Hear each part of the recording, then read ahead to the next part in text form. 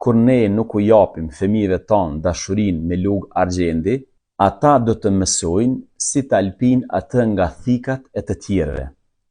Është një thënie e një psikologe australiane, që për hir të vërtetës më provokoi dhe, si më thonë, më detyroi mi thonë disa fjalë në lidhje me dashurinë që zhvillojnë brenda familjeve tona. Sa më adopt të jetë lidhja e një fëmije, e një triut, edhe një adoleshenti me familjen e tij, sa më ftoft që ai ndjehet brenda familjes, aq më të forta mund të jenë lidhjet e tij me të tjerët, të cilët mund të jenë të dyshimt dhe mund ta manipulojnë gjitha situatat.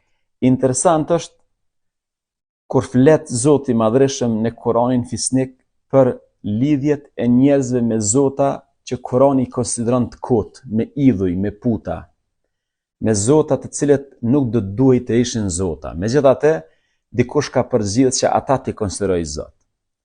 Allahu i Madhnueshëm ndonse i konsideron ata zota të kotë dhe qorton lidhjen e njerëzve me ata zota, i Madhreshmi tregon se megjithatë këta njerëz kanë dashuri dhe dashuria është pjesë e kësaj lidhje, ndonse domethënë bëhet fjalë për puta ose për idhuj. Mirëpo dallimi i këtyre zotave të kotë me Zotin e vërtet dhe i thtar të dy krahve është pikërisht në atë që Zoti thotë, mirëpo ata që besojnë Allahun e dojnë atë më së shumti, ose dashuria e atyre që besojnë për Allahun është më e forta.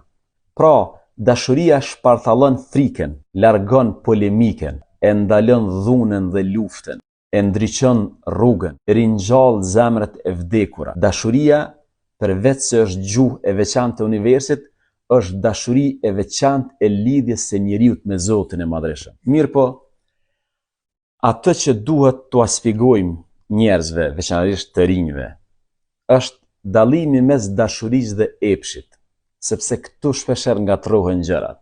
Sigurisht dashuria përmban edhe epsh, por epshi jo gjithmonë përmban dashurinë. Epshi është dëshirë ndaj llojit, jo ndaj individit. Në epsh ti e gjan gjinin, por nuk e gjan vetveten, nuk e gjan personalitetin dhe karakterin tënd. Prandaj mësimet fetare janë shumë të qarta në këtë kontekst. Dashuria nuk është gabim, por e rëndësishme është që të mos shndrohet në gabim. Nëse dashuria nuk e gjen rrugën për të shndruar në një lidhje legjitime, ajo mund të mbetet vetëm një kënaqësi e cila do të përcillet me pasojë. Dëgjojini çfarë thot Muhamedi alayhis salam. Për dy të dashuruar nuk ka si martesa.